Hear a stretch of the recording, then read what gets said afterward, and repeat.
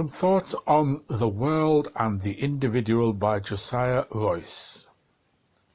Not a very well-known name in philosophy, perhaps. He lived from 1855 to 1916.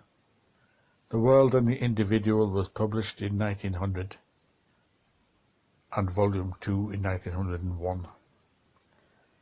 The principal ideas forwarded are that being can be understood as an absolute system of ideas which embody the fulfillment of purposes.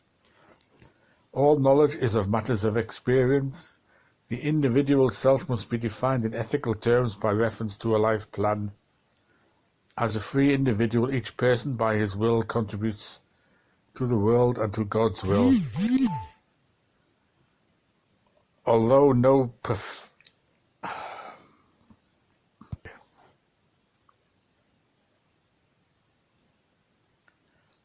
no perfection is to be found in the temporal world, the eternal order is perfect. Because we are finite, union with the infinite God is realized. Professor Josiah Royce of Harvard University has proven to be the most durable American proponent of what is, for the most part, an outworn metaphysical creed known as absolute idealism. Not outworn for us, of course, because we are Hegelians. Anyway, to continue.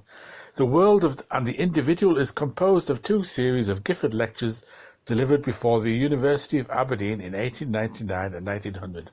The first entitled The Four Historical Conceptions of Being, and the second, Nature, Man, and the Moral Order. In these lectures, Royce developed, with some significant changes, earlier ideas which he had presented in such works as The Religious Aspects of Philosophy of 1885 and Studies of Good and Evil of 1898. A statement of the core of Royce's philosophical position appears in the last lecture of the second volume. Quote, "The one lesson of our entire course has thus been the lesson of the unity of the finite and of infinite, of temporal dependence and on eternal significance, of the world and all its individuals, of the one and the many, of God and man, not only in spite, then, of our finite bondage, but because of what it means and implies. We are full of the presence and the freedom of God." End quote. This is a truly revealing statement, considered not only as a condensation of Royce's central claim, but also as indicating the characteristic mode of argument which gives Royce's philosophy its individual content and flavour, distinguishing it from other Hegelian idealisms. For what does Royce maintain? That from man's finitude, God's infinite presence and freedom follow. Royce supposed that the finite, the limited, is conceivable only by comparison with an actual infinitude. It is as if he had argued that man, in virtue of his limitations, suggests the actual unlimited, the absolute. Otherwise, there would be no sense in saying that man is limited, that he does not come up to the mark. We are reminded of Descartes' argument that knowledge of man's imperfection leads to knowledge of the actuality of God's perfection, and hence of God's existence. If we consider the general character of Royce's argument, we can see that it takes the form of the claim that from imperfection, knowledge of perfection follows. Hence, from knowledge of purpose, knowledge of fulfillment follows. From knowledge of error or of its possibility, knowledge of the actuality of truth follows. From knowledge of the partial, knowledge of the absolute. From knowledge of the individual, knowledge of the community. And from knowledge of the unfulfilled and finite individual and community, knowledge of the fulfilled infinite individual of individuals. God himself follows. To appreciate the character of this argument used by Royce in these several essays, we have only to return to an earlier essay, The Possibility of Error. In this essay, a chapter from the religious aspect of philosophy, Royce argued that the possibility of error implies the actuality of an infinite unity of conscious thought to which is present all possible thought. Royce suggested that an error is a thought which aims at being a complete thought in regard to its chosen object, and it is only by comparing the incomplete and inadequate thought with a complete or adequate thought that the incomplete thought can be known to be erroneous. Furthermore, not only could the error not be known to be erroneous were there not a complete thought present to the thinker who could compare the complete thought with the erroneous thought, but the error could not even be an error were there not such an actual complete thought and actual knowing thinker. For how could the idea be incomplete by reference to or comparison to nothing, or by reference to something other than a thought? No, for an error to be an error, an actual adequate thought and thinker must exist. Since there must be possible and infinite mass of error, there must be actual and infinite, all-knowing thought. A pragmatist such as William James or Charles Sanders Peirce would say, I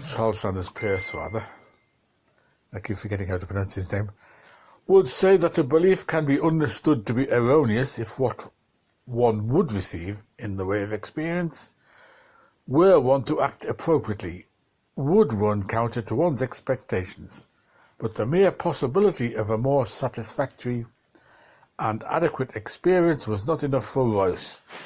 Unless there were actually a complete idea, no belief could possibly be erroneous, for no belief could fail to measure up to a complete idea unless there actually were such a complete idea. In the preface to The World and the Individual, Royce writes, "As to the most essential argument regarding the true relations between our finite ideas and the ultimate nature of things, I have never varied, in spirit, from the view maintained in The Possibility of Error." End quote. He goes on to refer to a number of books in which the argument was used, and then states that in the present lectures this argument assumes a decidedly new form. The argument in its new form is presented in Chapter 7 of the first volume of The World and the Individual, the chapter entitled The Internal and the External Meaning of Ideas. Here, the argument concludes with the fourth and final conception of being considered by Royce. And I quote, "What is or what is real is as such the complete embodiment in individual form and in final fulfillment of the internal meaning of finite ideas." End quote. The three conceptions of being which Royce examined and rejected prior to settling upon this final idea were those of realism, mysticism, and critical rationalism. The fourth conception of being, for all of the novelty of its presentation, is fundamentally that with which readers of Royce's earlier works are familiar, and the argument in its support is, strictly speaking, not a new argument distinguishable from the one to be found in The Possibility of Error and the Conception of God of 1897. But, as Royce himself wrote, the argument in a decidedly new form. To understand the argument in its new form, a distinction must be drawn in Royce's terms between the internal and external meaning of ideas. According to Royce, an idea is as much an instance of will as it is a knowing process.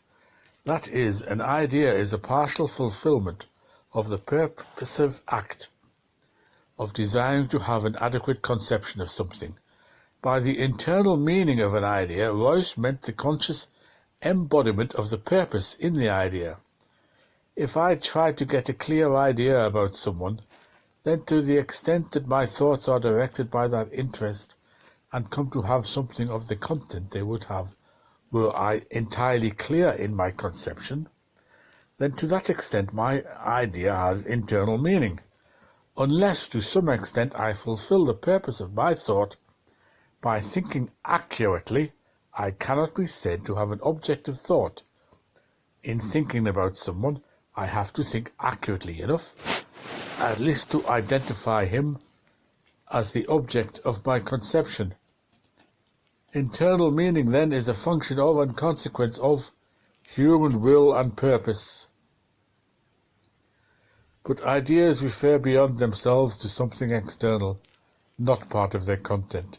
And Royce asks, how is it possible that an idea, which is an idea essentially and primarily because of the inner purpose that it consciously fulfills by its presence, also possesses a meaning that in any sense appears to go beyond this internal purpose? End quote. The answer is that the external meaning of an idea is the completely embodied internal meaning of the idea. Or, in other words, a finite thought fulfills itself to some extent by managing to be about something, but what the thinker aims at is a more complete and adequate idea. A fuller conception, one that fulfills his purpose in thinking. Yet unless there is such an adequate idea, such an external meaning, then the incomplete thought, the unfulfilled idea, the partial conception, aims at nothing. And if it has no objective, it cannot fail. And if it cannot fail, it cannot be incomplete or partial. Hence, the possibility of unfulfilled internal meanings implies the actuality of external meanings, and the totality of external meanings is God. God is the other, the fulfillment of purpose, which alone can be the object of thought. An idea is true to the extent that it corresponds, even in its vagueness, to its own final and completely individual expression. Royce built his conception of God in such a manner that God, or that being which is the absolute fulfillment of all individual wills, and I quote, sees the one plan fulfilled through all the manifold lives, the single consciousness winning its purpose by virtue of all the ideas, of all the individual selves, and of all the lives. End quote. Another insight which serves to illuminate Royce's philosophy and his method is the realization that for Royce, the world is real only as the object of true ideas. This proposition is not peculiar to us because we tend to interpret the word object as we choose, in order to adjust the claim to our own philosophies. But realize that for Royce to be the object of an idea is to be that at which the idea aims, its objective. And the objective of the idea, of the thinker, is a completely adequate thought, one that fulfills his original purpose in thinking. Hence, if the world is real only as the object of true ideas, the world is real only as an absolutely adequate thought itself, an expression of will. The consequence is that God alone is real, but then insofar as any individual or any thought fulfills the purpose which has being because of the finite individuals and wills, then just to that extent the finite individual or thought has being is part of being. Thus unity is achieved despite the variety and finitude of things. The individual contributes to the being who fulfills the purposes of the individuals. With the final conception of being, the first volume of The World and the Individual comes to a close. In Nature, Man and the Moral Order, the second volume of these Gifford lectures, Royce worked out his conception in order to present an idealistic theory of knowledge, a philosophy of nature, a doctrine about self, a discussion of the human individual, a portrait of the world as a moral order, a study of the problem of evil, and some conclusions concerning the bearing of these matters upon natural religion. Royce's idealistic theory of knowledge is a reaffirmation of his central predisposition to accept as real only that which fulfills the purpose of an individual will. Realists talk about hard facts, he writes, but analysis shows that hard facts are understandable as facts which enable us, even now, to accomplish our will better than we could if we did not acknowledge these facts. A fact is, to quote Royce, that which I ought to recognize as determining or limiting what I am here consciously to do or to attempt. End quote. A distinction is drawn between the ethical ought, definable by reference to a more rational purpose than our own, and a theoretical ought, definable by reference to a world of recognizable facts which embodies and fulfills purposes. To know, then, to apprehend a fact, is to come to have the thought which the present thought would be, were its purpose, its internal meaning, fulfilled by further consideration, the external meaning. To know is to think what you ought to think relative to the purpose of your thought. Facts are objective in that they are other than the present incomplete thoughts.